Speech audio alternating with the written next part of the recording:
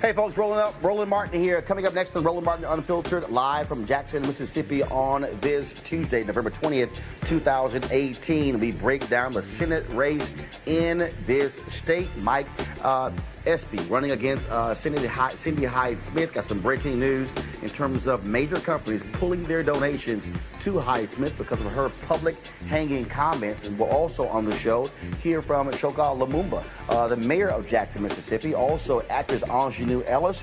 Plus we'll also hear from Mike Espy. Today he was actually at a pastor's prayer rally right here in this room, and so we'll hear from them as well. Plus Congressman Jim Clyburn of South Carolina will join us talking about the race for leadership in the U.S. House.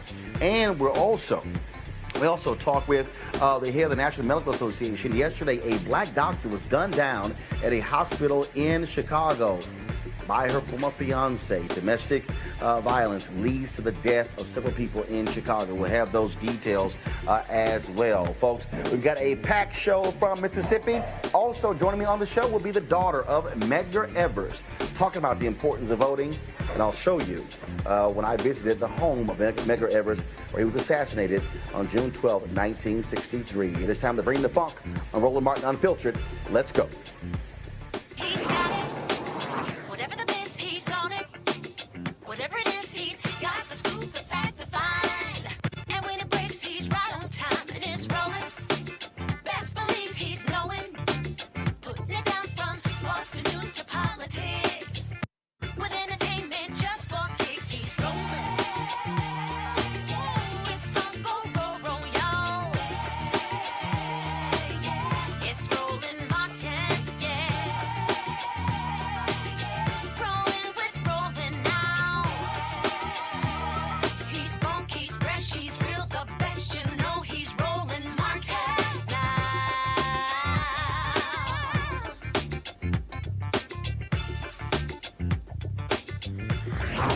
Martin. All right, folks, 7 days before the U.S. Senate race in Mississippi takes place on November 27th, pitting former Department of Agriculture Secretary Mike Espy against a Republican incumbent Cindy Hyde-Smith. It is a race where internal polls show Espy is within striking distance of Cindy Hyde-Smith. 944,000 people voted on November 6th for the three candidates. Espy and Hyde-Smith were the top two in that particular campaign, and you had more than 300,000 folks who actually voted for Espy, putting him in the top three. It is a battle for votes trying to replace Thad Cochran, of course, who retired due to health reasons. And so earlier today, pastors had a rally here in this ballroom where I'm at. We're going to show you some of that a little bit later. But here's some other details that's happening, news that came out today. This morning, Walmart announced that they wanted their money back. They had donated several $1,000s to Cindy Hyde-Smith's campaign. But after the backlash from her public hanging comment, they said those comments are not consistent with the values of Walmart or its customers. They want their money back. In addition to some other companies, Union Pacific, Boston Science, have also asked for their contributions to come back. In addition to that, there's a new photo that's going online with Cindy Hyde-Smith dressed in Confederate gear. This was shot in 2014. It was posted on Facebook, and this is what she said, quote, "Mississippi history at its best." Well, the reality is, if you're black, it was not its best when it comes to the Confederate.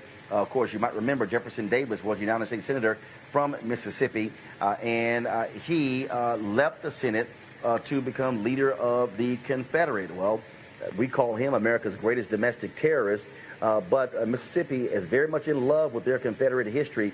In fact, Governor Phil Bryant declared April to be Confederate History Month. Yeah, and also this is the same state that continues to have the Confederate symbol in their state flag, on the state's flag, the last state in the Union to do so. As I said earlier today, more than 300 pastors were in this room meeting to show their support for Mike Espy and his campaign. They also got their marching orders in terms of what they wanted them to do. And so we're going to show you a couple of those videos. So first off, let's go ahead and play that first video from earlier today, folks, at the pastors' meeting here in Jackson, Mississippi. You know that we're going to be debating tonight, God willing, in about 5-6 hours. Yeah, man. And that thing is strange because, you know, after the election, they didn't think that we would be in the running. You know they thought that this thing would be over. Yeah, yeah. You know that they had all hotel rooms already booked out to go back to Washington. But you said, with your prayers, and with your votes and your support, you told them not so fast. Mississippi's got to change. We have no more time to wait. Yeah, man. We had someone to make these statements, and you know what they were. I'm not going to repeat them. Yeah, man. Her statements went viral in the last 5 minutes after she said it. Everybody heard it. Yeah, man. They heard it at Jackson State about suppression. Yeah. They heard it at Rust. Yeah, man. Yeah, man. About the other school. They heard it at Alcorn. Is that the liberal college she talking about, Betty? I don't know. Everybody heard it. But also the corporations heard it. And the good folks of Mississippi of Goodwill heard it. And everybody knows that we don't want to go back. So tonight I'm going to be thinking about the veterans and the seniors and the students and those infirmed and those who just want to do it better and those who are not going back. Yeah, man. Yeah, man. And I'm going to think about somebody else. I'm going to be thinking about my mama. Now, she is gone to glory. Yeah, man. But my mama, I remember her. She taught me and my twin sister how to read and a chalkboard in the kitchen because we couldn't go to a public school in Yazoo City. And you know why. I'll be thinking about my mama. Went downtown Yazoo City to try on a dress. And on it, so I told her, Willie Jean, if you try it on, you got to buy it. Because those who coming behind you, they may not want to try on what you just tried on. And I remember when she went to the shoe shop, Roland, and she said, I want to try on these shoes. And I said, well, Willie Jean, if you got to try them on, you got to buy them. Because they may not fit you and nobody's coming behind you. So I'm going to be thinking about Willie Jean. Yeah, I'm going to be thinking about your mamas and your daddies. Yeah, I'm going to be thinking about my matriarch, Fannie Lou Hamer, who fought and bled and died in Ruleville, Mississippi. Yeah, man. You know, when I decided to run back in March, I didn't know that whatchamacallit was running. I didn't know who was running. But I decided to pay a visit to Ruleville. And, you know, she's buried in Ruleville, and she's got a big statue there. I'm talking about Fannie Lou. Yeah, man. And Roland, we had I was by myself. I didn't have drivers. I didn't have staff. Nobody but me. Yeah, man. And I went to her gravesite, and if you haven't been there lately, it's surrounded by a chain link fence. Yeah. And it was locked. I was surprised it was locked because it was a Saturday afternoon. But nobody was there. Yeah. And so I'm going to admit something to you tonight. I got a little screwdriver out of my car. And I picked a lock because I wanted to be with her alone. And that gate opened. And I closed it behind me, and I put some money in the collection box so they could fix the lock that I just broke.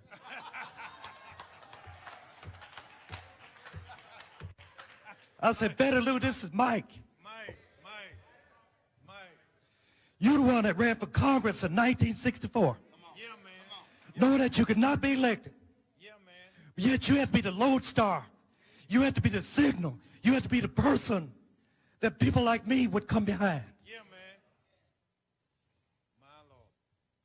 I said, I want to do it again. I want to try to do it again. I need your strength. I need your prayer. I need your spirit. This thing is not easy. Yeah, man. We got 82 counties. Yeah, man. I mean, the second district is hard enough. There's 82 counties, and some of them have not welcomed me. Yeah, man. Yeah. I felt, Roland, a little twinge, a flicker of a spirit in my soul. And Father Lou said, go on and get it. Go ahead and get it. Go on and get it.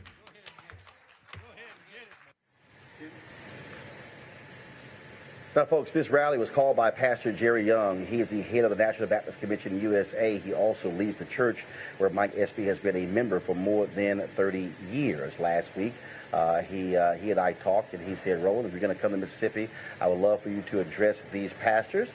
And so I did.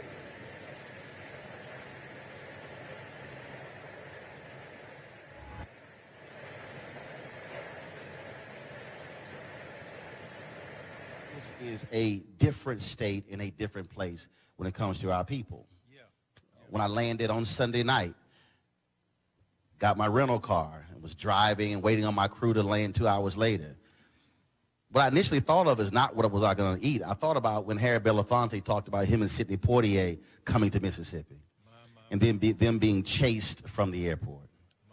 I think about so many of our ancestors before us in terms of the role that they played. If they were willing to do what was necessary, even though they knew they were not going to see the fruits of their labor. See, what I understand is when I listen to certain people who want to lead, what I look for, people often talk about who was a Moses, who was a Joshua, but see, I look for modern-day Nehemiahs. I look for people who have chosen to survey the land and see that the wall has crumbled, and then they come up with a plan of action to then say how to rebuild that wall, because, see, the wall protects the folks who are inside of the wall. And see, you remember, see, Nehemiah went around and he actually looked at the wall and said, okay, we're going to do this, this, and this. But if you read it again, it says the people said, let us rebuild. Let us do it, Doc. Didn't say let Nehemiah rebuild. Then, of course, as you keep reading the next chapter, you begin to read it where it begins to say that also Nehemiah said, and look, there are going to be some haters, some people who say that you can't make this happen. And I've already heard from some haters who say there's no way in the world a black man could somehow be elected in Mississippi. Oh, he black and Democratic? You've lost your mind. But see, Nehemiah said there will be haters, and he said, ignore the haters, keep working. Yeah, man. And then, of course, when the haters then saw the wall was being rebuilt, they then said, oh, no, we got to stop that from happening. And so they began to attack them. Nehemiah said two things: keep one hand on your weapon and the other hand still working. But the most important thing about when you read Nehemiah is not just the vision, not just what he said, that you got to keep building and there will be haters. The most important part is if you actually begin to read that carefully, it lays out the people who built this portion of the wall. See, which means that if you on one part of this state, you cannot be concerned about the other part of this state, because if you're ignoring the wall right in front of you, then you are losing sight. See, they could not rebuild the wall if the people right in front didn't build their portion of the wall. And the person next to them build their portion of the wall. And the person next to them, they'll build their portion of the wall. The reality is no wall can be built if you don't do what's right in front of you. Which means that no one can win if you can't mobilize and organize just where you are. Which means that if you can't organize yourself, organize your family, organize your street, organize your block, organize your neighborhood, organize your city, then you will not be able to rebuild the wall. It requires those of us to have a vision, to follow modern day Nehemiahs, and then to do our part to rebuild the wall just in front of us. See, if we don't, then we have nobody but to blame ourselves. If we don't, we can't say it's somebody across town because you didn't do your part.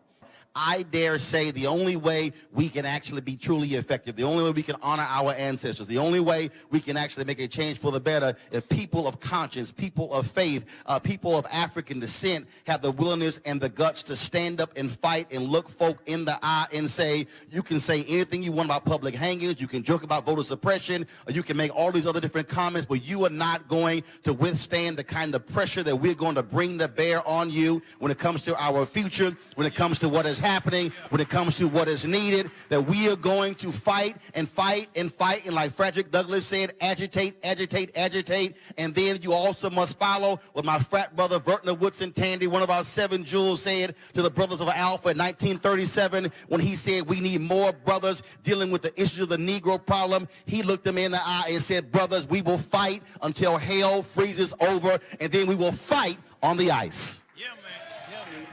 Yeah, man. All right, folks. Again, 7 days before folks go to the polls here in Mississippi, lots of attention. But the importance of voting for African Americans is not new to this particular state. You heard Mike Espy refer to Fannie Lou Hamer in that particular speech. Also, one of the folks who was very much involved in the battle for civil rights and voting rights was, of course, Medgar Evers. He was the field secretary for the NAACP here in Mississippi, Army veteran, who was assassinated in his driveway as a result of his fight for the rights for African Americans. And joining us right now is his daughter, Rena Denise Evers. Did your whole Gutman name? Your mama would be happy for me to hear that. First of all, how is your mother, Myrlie Evers Williams? She says hello. She is doing much better. She's very happy to know that I get to see you face to face, and so I'll give you a hug afterwards from her. All right, I certainly appreciate that. And she said keep going with what you're doing. Absolutely, will do. So let's talk about, again, that importance of voting. I tweeted a photo when I dropped by 2332 yesterday, and I said, your father gave his life. And someone said, no, Roland, his life was taken from him. I said, no. I said, you don't understand. I said, folks like your dad knew what they were facing. Yeah. And they knew what they were coming after. They knew the folks who they had a bullseye on their back because they dared to say the freedoms that he fought for in the United States Army for other folk, black folks deserve those same freedoms. Exactly. And, you know, thank you for saying 2332 Guines Street, even though it's Margaret Walker Alexander now, which is wonderful because it's named now, what was it called then? Guines. Guines. Spell it? G-U-Y-N-E-S. Ah, that was a street. That was the name of the street then. Right. Okay, got it. Right. Okay. But Margaret Walker Alexander lived up the street. Ah, so the street was renamed after her. Got it. Okay, yes, cool. All right. Which is wonderful to know now, but as a kid, you didn't know who all was up on the street and who was in the neighborhood, like Constance Motley. You know, talking about the given his life, they have, the civil rights activists and other activists, given their lives as opposed to being it taken away. You know, from a personal daughter view, it was taken away as a kid. But as you get older and you understand all that they were doing, especially my father was doing, he knew what he was doing, just like you said. And they knew what they were doing. The threats that came in all the time into the house, the threats that came to us in person, was critical in shaping my father's steps. Because he knew that he was putting not only himself in danger, but his family in danger. But as he said in an article in Ebony, you know, he lives in Mississippi, and he won't leave Mississippi because this is where it starts. It starts of not just reconciliation, but understanding of respect and rights, God-given rights. And so going through being taken, God takes you, but also what I know for sure is God gave him his mission. and he was fulfilling his mission. It has to drive you crazy, knowing full well what your dad was doing, and to hear people say, I don't vote, it means nothing to me, or this is a waste of time, voting changes nothing. I had somebody post earlier something Malcolm X said. I said, well, first of all, dude, you can't even remotely talk about what Malcolm X was saying in 1960 or 61 or 62, 63, when black people were still trying to even get their right to vote. And so how does that has to irk you, knowing full well just the hell that your dad went through and your family went through and black folks went through just to be able to register and have folks say, man, this is a waste of my time. Not just to register, but to pass the test that they had to pass at that time. Yes, it more than irks me. And actually, I have a couple of friends who of different ethnic backgrounds that have said that to me. Well, Rena, I'm sorry to say this to you, but, I'm not going to vote. And I said, and why not? Well, what does it matter? I said, one vote counts. One vote counts in a lot. I said, does your life matter to you?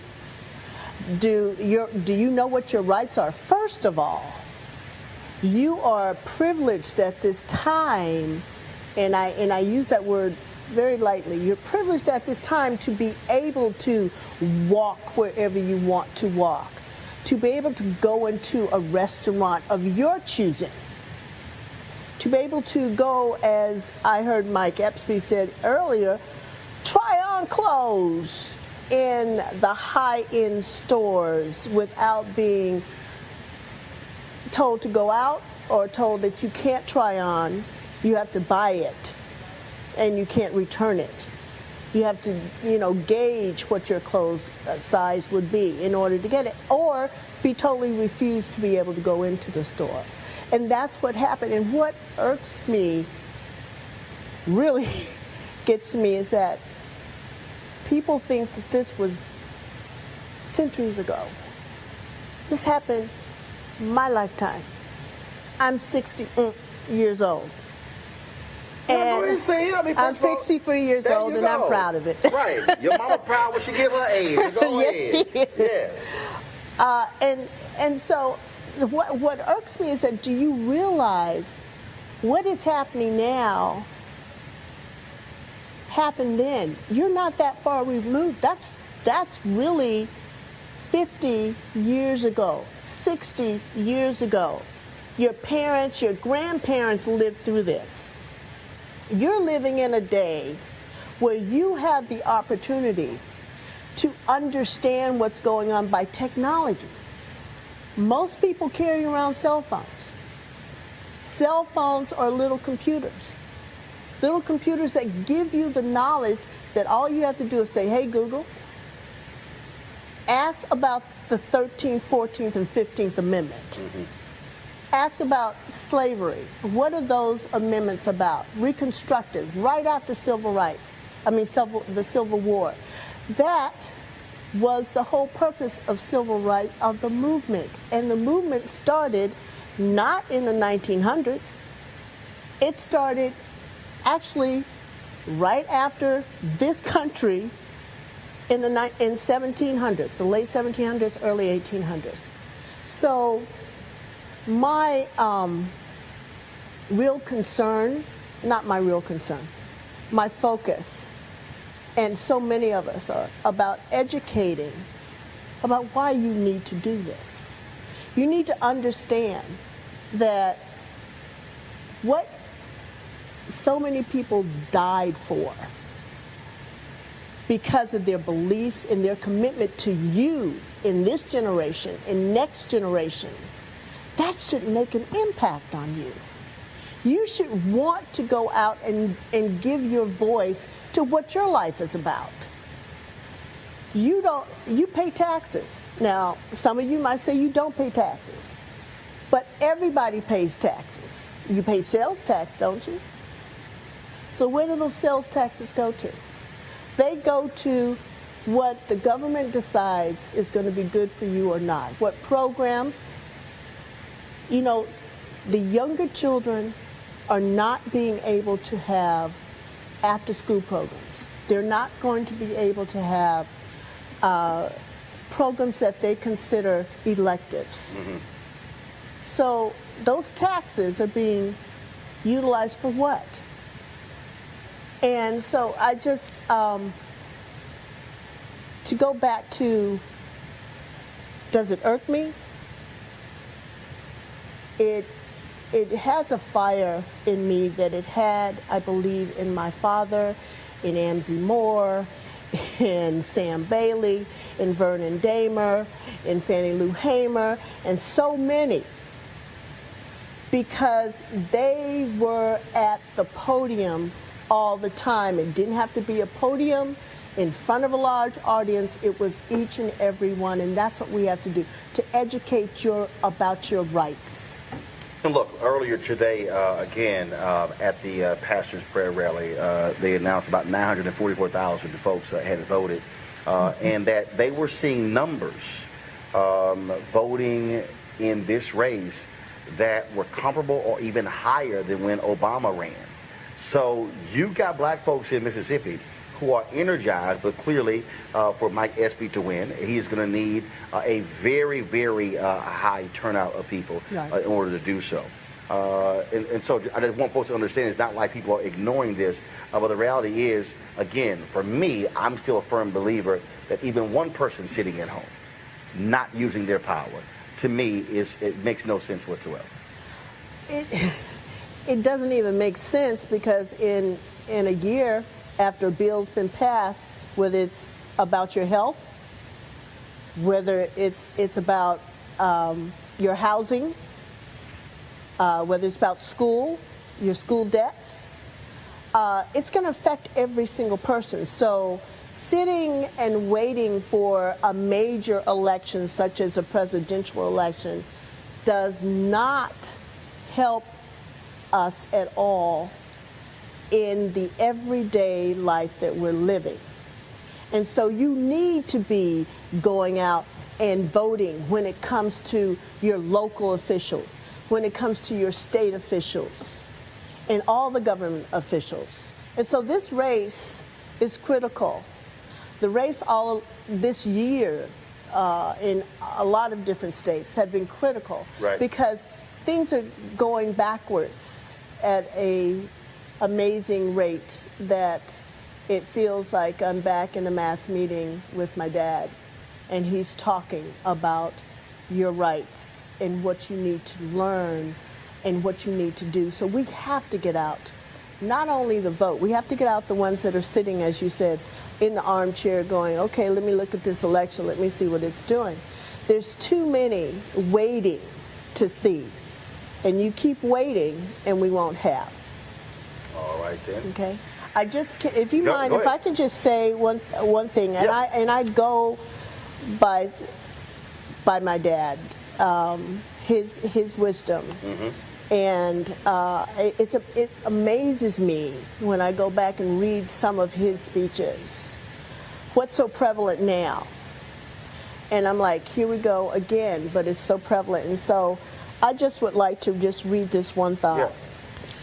And I have this on my website. But although great strides in the field of human relations have been made, we cannot give up now. But rather, it is necessary from this day forward that we take increased devotion, lest those precious rights we have gained be taken away.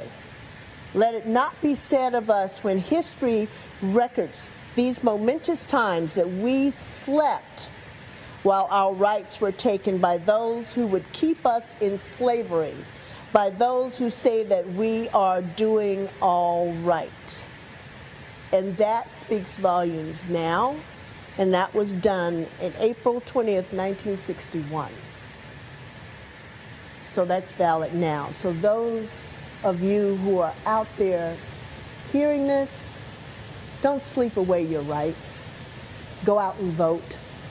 Take at least 30 people with you, or make sure that they go out and vote so our rights will be in a solid foundation in this nation. Marina Evers, always good to see you. Love you. I appreciate it. Okay. Thanks so much. Thank you, Steve. All right, then, folks. Speaking of the issue of voting, that's what House Democrats are going to be doing very soon for their leadership. Of course, Nancy Pelosi, she wants to return as Speaker of the House. Steny Hoyer of Maryland, he wants to be the House Majority Leader. And my next guest is running again to be Majority Whip. Joining us right now from South Carolina is Jim Clyburn.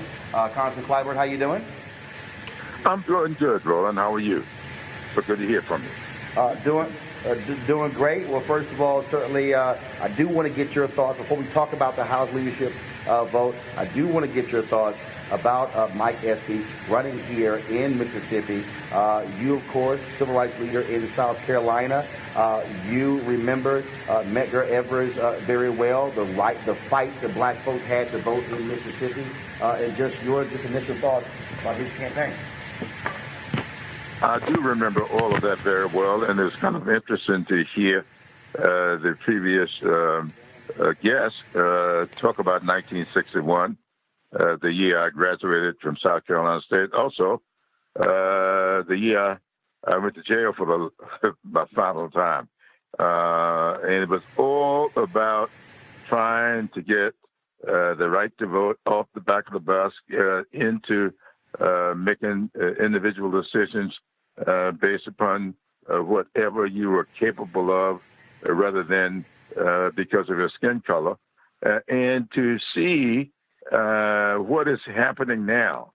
New Supreme Court decisions gutting the Voting Rights Act, new judges being appointed, judges who make it very clear in their writings and their speeches that they will turn the clock back if given the opportunity.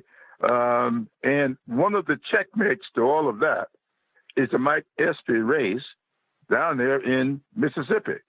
If Mike Espy were to win this election, I think a week from today, he would be standing in the gap of whether or not these right-wing judges will continue to be appointed to the United States Supreme Court. I am hopeful that people in Mississippi will turn out in record numbers, something similar to what the people in Alabama did when they stopped Judge Moore. And things are lining up for that to be the case. Judge Moore made who he was and still is, I suppose, very clear in things he did and things he said. And people were incensed by it. And a lot of people who would have ordinarily voted for him were insulted by it. And the ingredients were there for us to win that victory. What we just heard, this senator have to say about making a joke about a public hanging. And I understand rather than apologize, she doubled down. And other things have come out that she has said. And I venture to say it was a bullhorn rather than a dog whistle. That is, you can't have a louder bullhorn than that, than to talk about a public hanging and try and never apologize for it.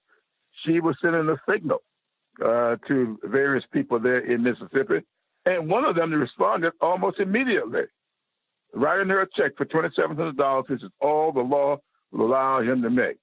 I'm told within a couple of days of that statement, that check came from one of the most right-wing people in Mississippi, and I think that's why she said it, in order to the gender reaction from that element.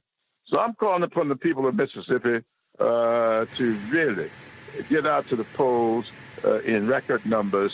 Now that Walmart has now stepped up and demand their money back for the contributions they made to her, I just believe that there are enough people being insulted by this for us to be incented to the extent that we'll get out and vote.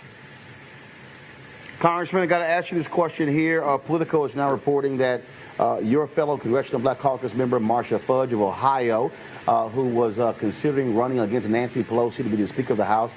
She has decided not to, that she is going to endorse the Speaker.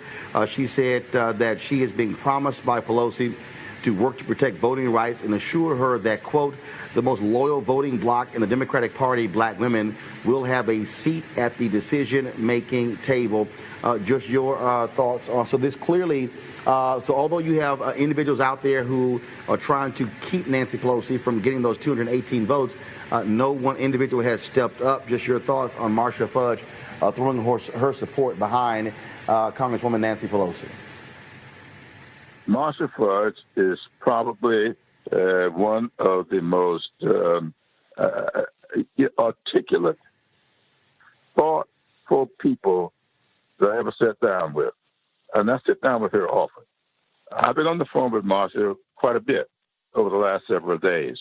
She told me on I think it was yesterday or the day before, that she had been given great thought to how she should move forward, and that she thought that she was going to move away from any thought of running herself, that she really believed that Nancy Pelosi would keep the agenda that she feels is important out in the forefront of our caucus, because she is very, very interested in voting rights. I've seen Marcia Fudge just get very emotional when she talks about how the 1965 Voting Rights Act was gutted. When she talks about diversity, Marcia was very, very engaged in Stacey Abrams' campaign down there in Georgia. And she called me when she saw that statistic that indicated that 76% of white women in Georgia voted against Stacey Abrams. She was really upset about that. She said that, you remember down in Alabama, 98% of black women voted for Doug Jones. And then on the other side of the coin, around 56 or 58% of white women voted for Judge Moore. Marcia was upset about that. I mean, really very emotional about it. And she really wants to see our caucus move forward forthrightly on diversity issues, on restoring the Voting Rights Act, on doing what is necessary for those people who have been so loyal to the party. I saw a study released on yesterday, someone sent it to me last night, that indicated this whole blue wave was really jump-started by the black vote. Yet you don't see a whole lot of credit being given to that. A lot of people don't realize there will be 9 additional African Americans serving in the Congress this time, come January, if all goes well. And so Marcia Fudge really, really was upset by some of the language, some of the comments that she heard, and people not giving proper credit to what African Americans have done with the Democratic Party. And that's what had her really, really concerned. But she told me on yesterday that after giving it great thought over the weekend and discussing it with her family, that she was not going to move forward in the challenge to Nancy Pelosi, but that she had some discussions with Nancy. I think it's been publicized. They met before we left Washington on Friday. And then after mulling over that, she has decided that she's going to vote for Nancy, going to support Nancy, and I think she says going to support the ticket of Pelosi, Hoyer, and Clyburn. Well, we certainly will see what takes place there. Again, we know that you're running to be the majority whip, Congressman Clyburn. Glad to have you. Can't wait to have you back in studio to spend some time with us.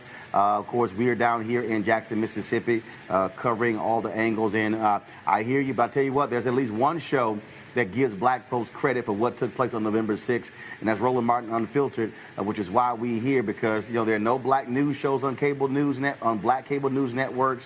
There are no other shows that's blacker than we are, and that's why we're here, to be sure to tell our story so nobody else is controlling the narrative. Well, thank you so much for doing that. You've always been upfront with that. You've never been ashamed or in any way abashed to really tell it like it is. And I really appreciate you for that. And thank you so much for doing that. And I hope that your listeners down there will respond in a way that will make us all of us, proud to be Americans.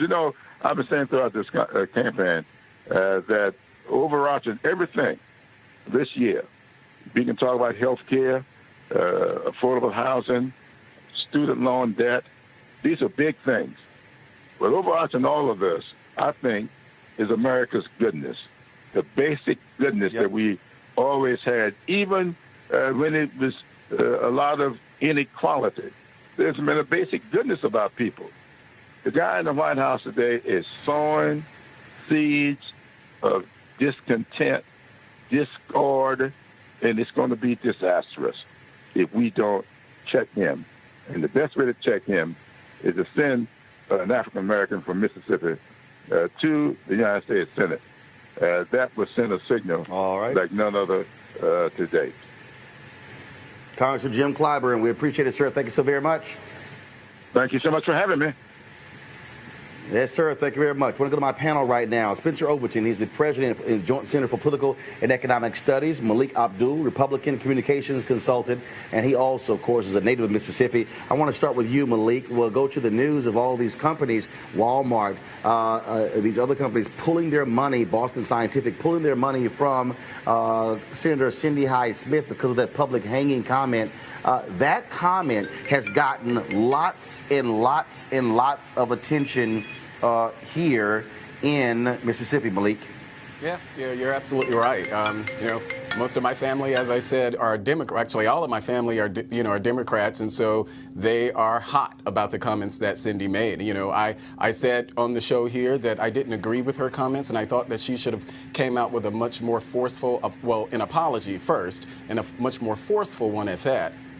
Whether or not it really affects the outcome of the race, I really don't know if we're going. I don't know if that's actually going to happen. But the fact that Walmart and some of the other companies pulled, are asking for money back or something, it doesn't surprise me. It doesn't surprise me at all. Spencer, you are the author of the book Stealing Democracy: New Politics of Voter Suppression. And the bottom is this here. We know that voters, whether you are white, whether you're black, whether you're Latino, people respond to things in a much different way. And the reality is, in the sense that I've gotten being on the ground since Sunday, is that black folks have been very energized and very focused as a result of that public hanging comment. You have others who say, look, she knew exactly what she was saying. Of course, her also joking about voter suppression. Her campaign saying that was edited out of context, yet the student who they used, her campaign posted a photo of that student to try to say, oh, I was talking to a couple of black students. That student said, don't you dare use me for your campaign purposes. And so, again, yes, the polling shows that Hyde-Smith is in the lead, but the reality is a strong black turnout could make Tuesday night very, very interesting.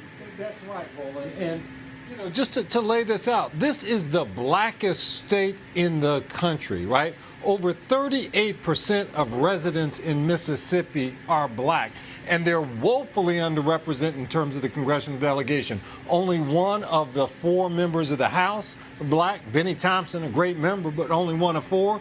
And then in the U.S. Senate, there's been no black representation. So folks are certainly overdue, and it's all about turnout. So in terms of if you've got friends, if you've got family in Mississippi, you need to get on the phone and call them and tell them to get out and vote. Let's shift to, of course, the news of Congresswoman Marcia Fudge choosing not to run for Speaker of the House. Bottom line is, Spencer, is everybody scared of Nancy Pelosi? Right. That's right. Now, you'll remember that the situation we're in is that Nancy Pelosi has a lot of votes, but she doesn't have enough Democratic votes to get across the line in January, because there are a lot of Democratic members who, when they were running, they said, we're not going to support Nancy Pelosi. So we'll see how this works out. Another important thing we didn't talk much about when you had him on is Clyburn. You know, he'll be number 3 in the House. You know, just sage, incredibly smart. He'll be the highest ranking black person in the United States government if he becomes a Democratic whip. Malik, again, look, competition is important, and the fact that you have these folks who don't want to vote for Nancy Pelosi, they've got nobody to vote for because no one has publicly said they're going to run against Nancy Pelosi. You know, I was listening to Clyburn and some of the other discussions that they've been having about this this race, and for me, I look at it and I say to myself, you know, this is exactly one of the reasons that I left the Democratic Party. Because as you see, Marcia Fudge has no support. The Congressional Black Caucus, the largest caucus in the House, she wants to run and she gets no support. And it's reminiscent to me. No, hold up. No, that is not true. It is not true that she does not get any. Okay, well, Malik, that was an exaggeration. Yeah. Malik, I've talked to congressional members. Marcia Fudge does have support, but one of the decisions as to why folks are not running is if they don't believe they can get 218, they're saying, I'm not going to make a run for it. But that's just not true. Okay, yeah, and I apologize for that. I shouldn't have exaggerated the number, but the idea is that she still doesn't have the support. She has some support, but she doesn't have enough support to win. And here we are for the CBC, and I think I read somewhere that members of the CBC weren't even fully behind her. How can you not be fully behind someone, you know, a member of your own caucus? And this is the problem that Democrats have. You know, even if we're talking about the race down there in Mississippi, Mike Espy started running in March. Thanks, Joe Biden, for showing up in November? You know, I appreciate the natural interest in the race, but the reality is that Mike Espy has been running since March, and he's had no support from the larger Democratic Party. They weren't interested in talking about Mike Espy because they were more interested in talking about Gillum. They were more interested in talking about Abrams. So now I got to push back on Malik on this House issue, right? And I got to push back because if you look at the Republicans in the House, I mean, we've been through speaker after speaker because it's such a difficult group to manage here. I mean, we basically have Paul Ryan leaving because it's just a difficult group to manage. With Nancy Pelosi, you've got someone, you know, certainly she's got her defectors here, but she does have a significant amount of support. She's raised over $100 million for the Democrats in terms of doing this. And so certainly I think the Republicans have been much more so cats scrambling every which way as opposed to the Democrats. And it takes real strength to hold so many different people in line. Yeah, I'm not going to, I give Nancy credit. She's very talented. She's a skilled tactician. She's great. But the reality is that there sits Marcia Fudge, and she has no support. Well, she has very little support, and it doesn't seem like she has that from her caucus. Okay, again, you have support there. It may be 60 to 100 votes, but you need 218. That's really what the issue there is. All right, folks, gentlemen, hold tight 1 second. I got to go to a break. And so I want to share a message from one of our partners, folks. As we transition into the holiday season, this is the time when people are starting thinking about giving and also sharing. And sometimes the best gift is when you actually present an opportunity to yourself. Give yourself your own gift. That's why our friends at Transatlantic Real Estate have created an investment opportunity for the everyday investor involving legal marijuana and crowdfunding. Now, we all know that legal marijuana has created one of the fastest growing industries in the country, no pun intended. Also know that crowdfunding makes it easy to be an early investor of an opportunity, but it gets even better. What Transatlantic is doing is different. And that is their business model is essentially buying the land that supports marijuana grow operations and leasing it to licensed, high-paying tenants. Now, what that means is you will be a landlord of a licensed marijuana farm in a high-growth market. Now, they're accepting investments for little as $300 up to $10,000 before the company goes public. Now, here's what's important. You must complete and confirm your application to participate. Again, complete your application and confirm your application to participate. Now, you can spend all your holiday money on gifts, but what if you get a return on your investment? You could also could consider making an investment for somebody else, and that could be their gift. That's a hell of a holiday gift. Now, to get started, go to marijuanastock.org, marijuanastock.org, for you to get into the game. And so we certainly want you to do so. All right, folks, time for our hashtag HBCU Giving Day University. Don't forget, you can go ahead and roll the graphic if you want to. Of course, it is Jackson State University, founded in October 23rd, 1877. One of his great graduates is Walter Payton, also Cornell William Brooks, former CEO of the NAACP, as well as Congressman Benny Thompson and Rod Page, former Secretary of Education for the United States. So as you support Jackson State, go to www.js.ums.edu, js.ums.edu. And graduates of Jackson State, we want you to also give back to help there.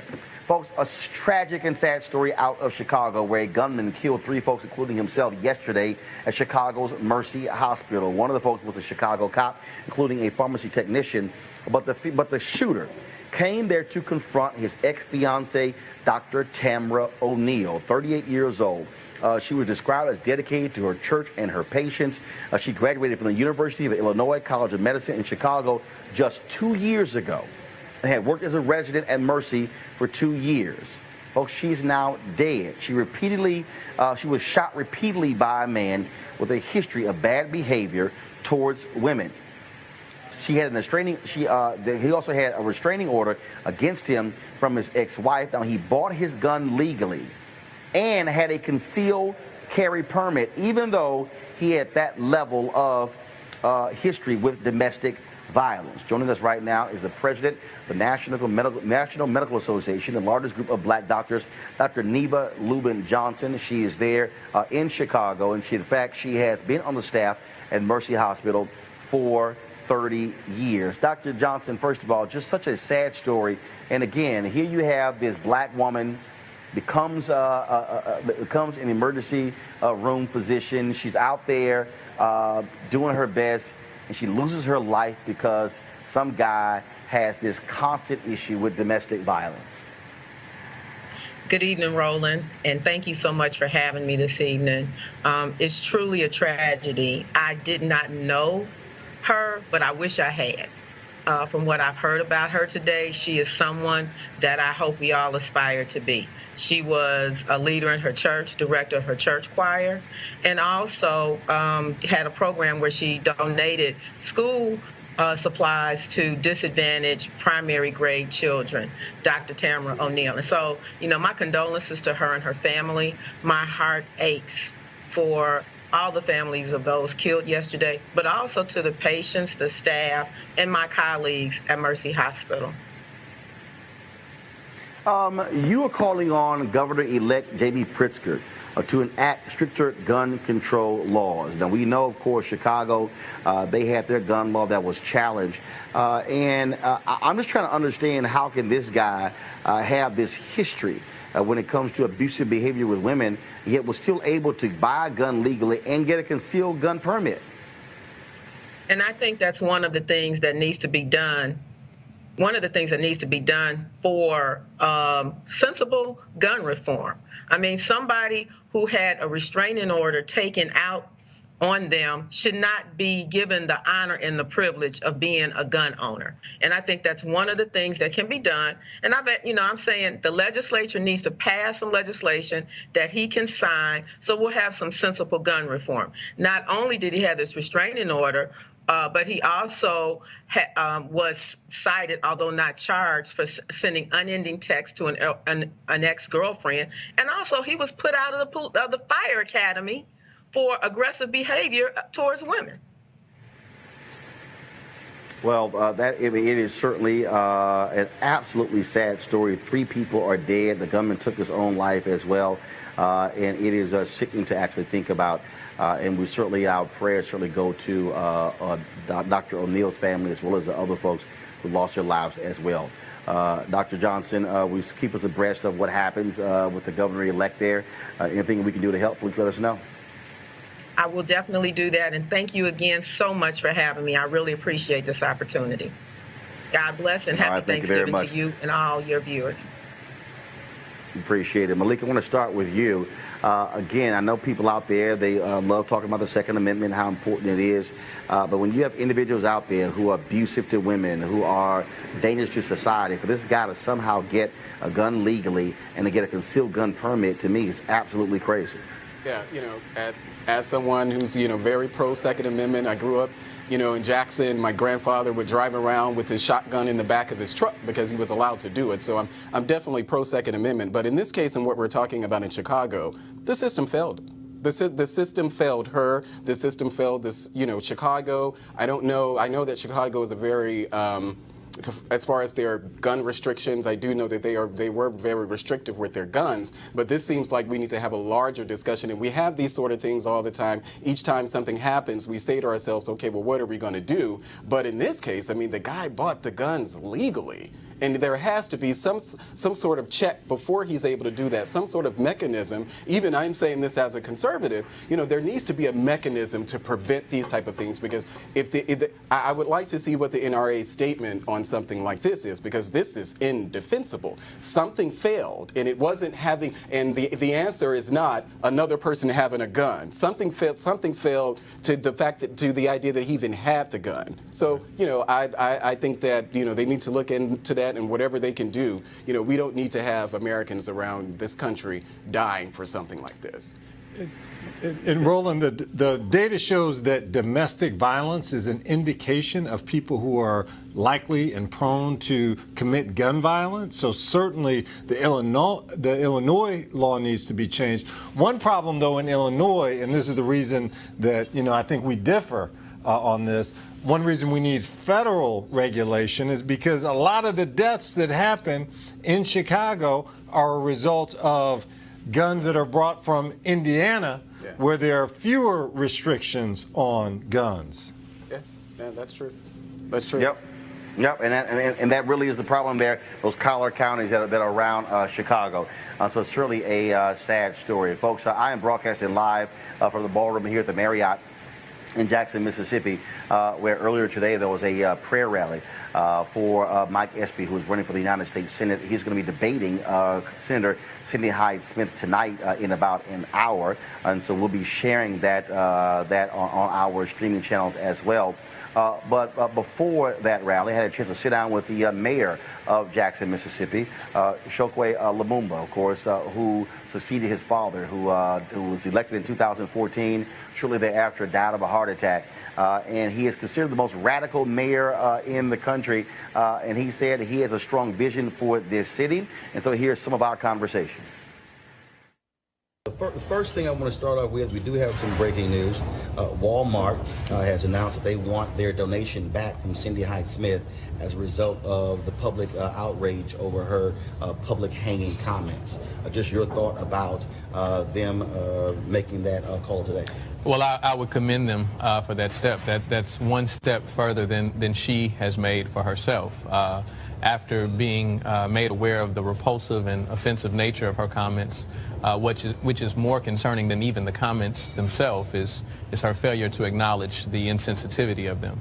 And so to simply cast it away as an over-exaggerated phrase isn't sufficient. If I told you that I was going to meet you on the moon, then that's an exaggerated phrase. But in a state that has the biggest and the history of having the most lynchings in this country, in a state where we still have present-day circumstances where lynchings are a matter of concern, to have the song of Nina Simone, Strange Fruit Hanging from Mississippi Trees, all of those things do not make an exaggeration in this space. And when you, of course, She then said, well, that was a statement about, holding someone in personal regard. And I'm going, I don't quite recall hearing that statement anywhere. I've heard lots of different statements, not that one, by saying that if that person invited me to a public hanging, I'll be happy to be on the front row. Yeah, that isn't anything that we use in my family or any circles that I am engaged in. And so it is an offensive, repulsive statement, and her failure to acknowledge that simply shows the type of mentality she would be returning to Washington with. One of the things that has been quite interesting as I have talked to people, and I've seen this on social media as well, it's amazing to hear black folks say, Mike Espy has no shot whatsoever. And certainly understand the history of this state, understand it's a very red state, understand that, but it comes across as this complete defeatist attitude, as if there's just no way possible, it will never happen, when we can go back to folks in Virginia saying the exact same thing about Douglas Wilder, folks saying the exact same thing about Senator Barack Obama when he ran. There are people who run for mayor of certain cities, the exact same thing has happened. Can you speak to that in terms of trying to get black folks in this state to realize that if you look at the hardcore numbers and then black folks vote their power, it could actually happen? Absolutely. I would actually suggest that as we see elections in Florida, we see the Stacey Abrams election in Georgia, and very proud of the efforts that both of those individuals gave. I would argue that a black candidate winning a statewide office in Mississippi by its demographics alone, that Mississippi is a space where they could be even more viable. And so it requires that we speak to people's issues, that we speak to their concerns, and I believe that this is a very important election, and I believe that Mike can win it. If people get out, if people understand and vote their interest as opposed to just party lines. I would challenge someone in Mississippi as we're, seeing Cindy Hyde-Smith and a Republican Party beating the drum about a border wall. I'd ask someone in Mississippi, when was the last time that immigration was your problem? You've been the poorest state as long as I can remember, and no immigrant has taken your job. If it was your job, they couldn't take it in the first place. And so when we're talking about a candidate in Mike Espy who talks about health disparities, a very real circumstance in Mississippi, that's speaking to your interests. When you see a candidate who has experience in agriculture, being the former Secretary of Agriculture, and can talk about incentives for poor farmers and people who are trying to make the very best out of that type of economy, that speaks to your interests, and I hope that people vote their interests as opposed to just party lines. All right. Mayor Lumumba, we certainly appreciate you sitting down with us and having this conversation. Glad to be back in your city, and certainly look forward to coming back next time. Happy to have you here, brother. Happy to have you. All right, then. And first of all, folks, we're going to go a little bit over our time today. I want to thank Spencer and Malik for being on our panel today. I know we had quite a packed show, and so I thank both of you for being on the show. Again, folks, don't forget, I told you to be sure to get Spencer's book on voter suppression. You can get that on bookstore, Amazon, however you want to order it. And so, Spencer, Malik, thanks a bunch. Thanks, and happy Thanksgiving. And get you some Big Johns Likewise, while you're down there, Roland. All right, I'll try to do so. Folks, of course, also, in addition to talking to Chokwe Lumumba, the mayor of Jackson, Mississippi, I caught up with a native of this particular state. She lives in Macomb, Mississippi. Actress Anjanou Ellis. Of course, you see her on a number of television shows, including Designated Survivor, as well as starring in Ava DuVernay's upcoming movie on the Central Park 5 on Netflix. And here's a portion of our conversation. When you hear black folks say, I don't care, he has no shot, it can't happen, it's a waste of time, how do you respond to that? Because I've actually heard that. Folks have actually said to me, it's like, he has no shot. It's a waste. He can't win. So in the face of that, you resort to acceptance? That's what you do? I mean, that's your strategy, is acceptance? I mean, what if Fannie Lou Hamer accepted her life as a sharecropper in Mississippi? The Democratic Party would not be what it is today if she did that. If we chose the route of acceptance, where would we be? I mean, I hear this all the time because I get very frustrated in the battles that I choose to fight, because I feel like it's just me and a couple other people that's doing it. And folks tell me all the time, you know, Ingenue, a lot of times in these movements, it was just a couple of people. Yes. Who were willing to show up with 2 or 3 touch and agree. You know, that's what essentially made a movement, because it was just a couple folks ready. Now, folks came out for the cameras, came out to be in the street because it was sexy. But the folks that were like really doing the work, it wasn't a whole lot of people doing that. Well, the Bible does say the harvest is plentiful, but the laborers are few. The laborers are few. The laborers are few. So I mean, and also I get that. I have a lot of empathy for that, because if you grow up here, and Mississippi is a culture of low expectations, not just for black folks, for everybody. It's a culture of low expectations. So if I grew up here, and one of the first things that we did before we got out of school, instead of we didn't even know about what the SAT was. We didn't know what the ACT was. I had the vocational counselor happened to be a black man, and we were down there talking to him one day about what, I have no idea. And he said to me and Veronica Stanberry, he said, have you guys taken the ACT yet? Have you guys taken the SAT? And we were in the 11th grade, and we said, what's that? What is that? But I tell you what we had taken. We had taken the ASVAB, and the ASVAB is the admission test for the military. So we were good enough to put our lives on the line, but not good enough to go to college, right? So a man intervened in that to show us that we had another path. If I had stayed on this path of what was Mississippi intended for me, I would not be sitting here talking to you right now. There's no way in the world. But I had to have these interventions that came in all these different sort of directions, because this is a culture of low expectations. And all those things, these symbols, these signs, these instructions that are here, that are everywhere. Everywhere you see a Cindy Hyde-Smith sign, you see a Confederate flag. And I'm very clear that Confederate flag, it is the Confederate flag, but it is the flag of the Ku Klux Klan.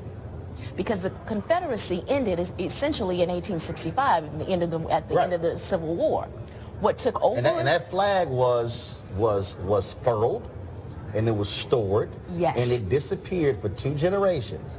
For folks who don't understand the history, the Democratic Party under Truman decided to have a strong position on civil rights. That was a meeting. That was a conference where that flag returned, and it was held in this state. Yes. The Southern Manifesto was written, and that meeting was held in this state in 1948, where that flag reappeared. It had been gone for 2 generations. And so when I hear all these people who talk about, well, no, there's no association with the Confederate flag and race, no. Yeah.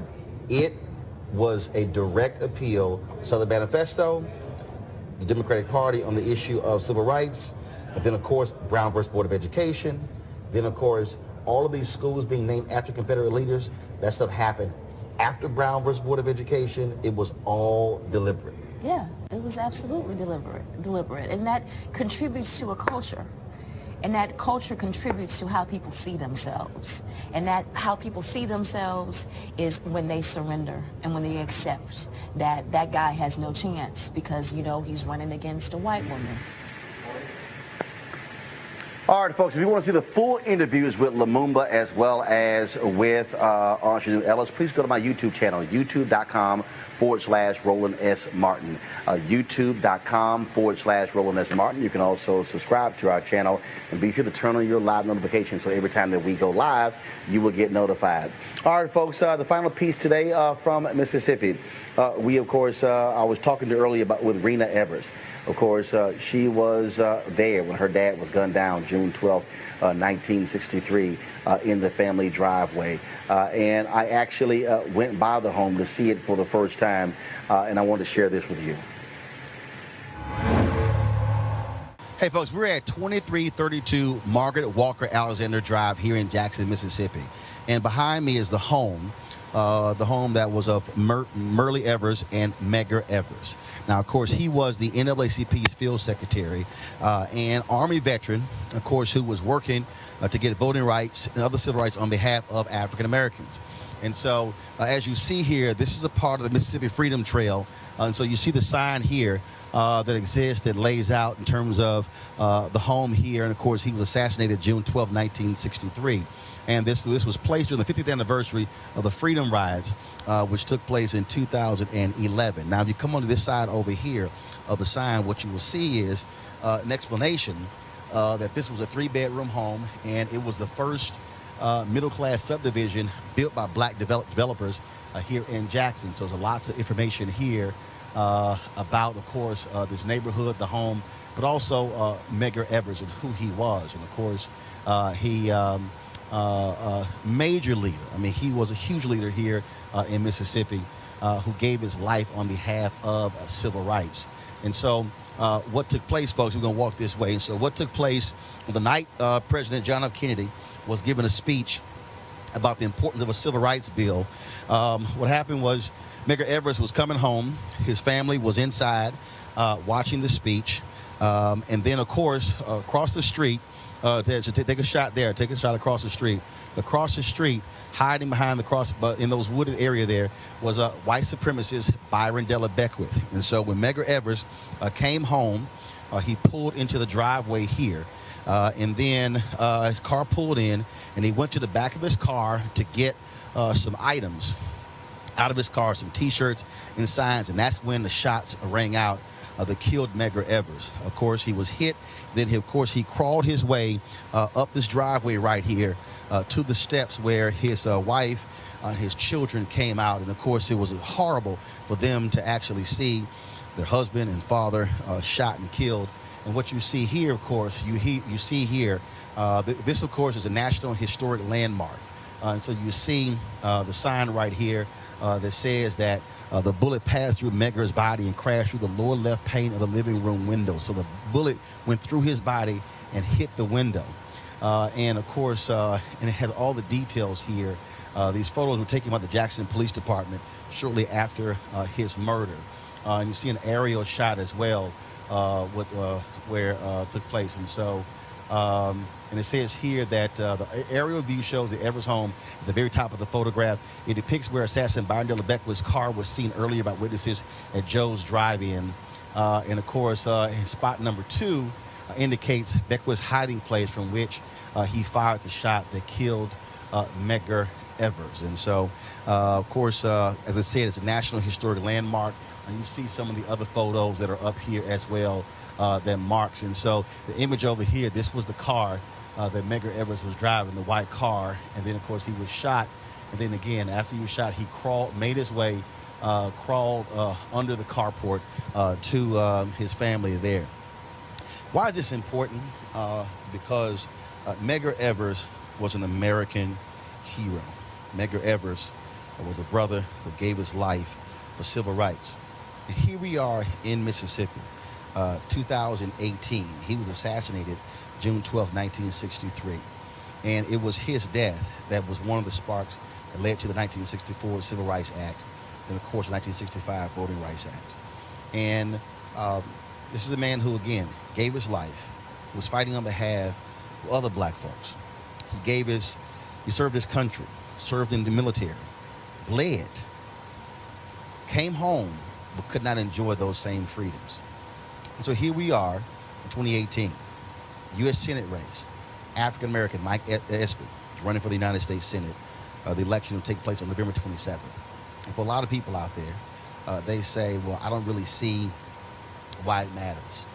The reality is it matters because we're standing on hallowed ground. We're standing on the very place where Medgar Evers died in order for people to have the right to vote.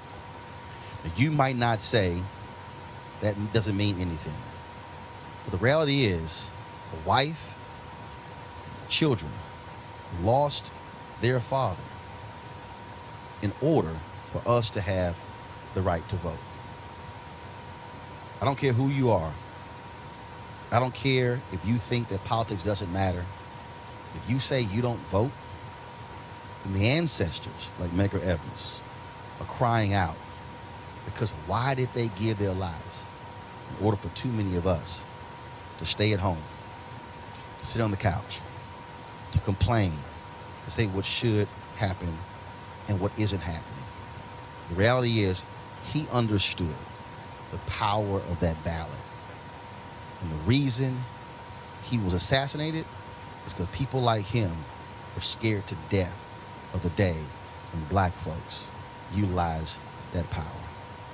Folks, stay woke, be woke, and vote.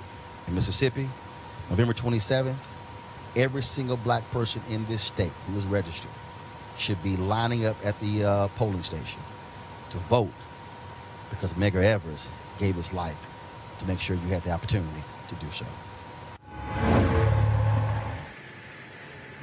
All right, folks, that is it for us broadcasting live from Jackson, Mississippi. We certainly appreciate all the great hospitality we've had here, the Marriott Hotel, all the staff here. They've been phenomenal. Also, of course, the folks from the Prince Mason Lodge as well and the NAACP where we broadcast on yesterday. Thank you for all the guests that we have had. Thank you for also watching. Please be sure to share our content. First of all, we want you to keep supporting Roland Martin Unfiltered by going to RolandMartinUnfiltered.com and joining our Bring the Funk fan club. Your donations to our fan club actually make this show possible, make it possible for us to be able to be on the ground, traveling across the country, and then being able to share these stories, these critical stories with you. And so we certainly appreciate it. Tomorrow, folks, on the show, my special with actor, actor, musician, philanthropist, producer, John Legend. The conversation we had in Los Angeles. I think you're really going to enjoy this conversation. So we're going to be taking a little time off because of Thanksgiving. But so we look forward to you watching the John Legend conversation. And we'll also, of course, be sharing with you my discussion soon with Common and, of course, Nikki Giovanni, Lori Stokes, the book about her father, Louis Stokes, also Constance White, former editor of Essence Magazine, and her book. So we got some great stuff lined up for you. But tomorrow you'll be hearing from John Legend as I travel back to Washington, D.C. I want you to have a great Thanksgiving. Enjoy your time with your families. Don't eat too much. You know what I'm going to have? Some gumbo. Y'all can keep the turkey. That's what I like. And so, again, please support us, Roland Martin Unfiltered. Go to our YouTube channel, please, youtube.com/Roland S. Martin. Share our clips, watch our clips, join, subscribe to our channel as well. And why am I telling you to do that? Because here's why. I'm just going to be perfectly honest with you. There are 3 streaming channels out there, Facebook, Periscope, /Twitter, and YouTube. We actually generate more money from YouTube than the other platforms. And so those resources that we get also fund this show and make it possible for us to be completely independent, for us to be not corporately owned, and for us to be unapologetically black. And that's why we do what we do. And so we certainly appreciate all of you. Thank Henry Peterson, Anthony Hampton. Also want to thank Allison Joyner, of course, for all working with us on the ground here in Jackson, Mississippi. Thank you so very much, folks. Y'all have a great time. I got to go. Holla!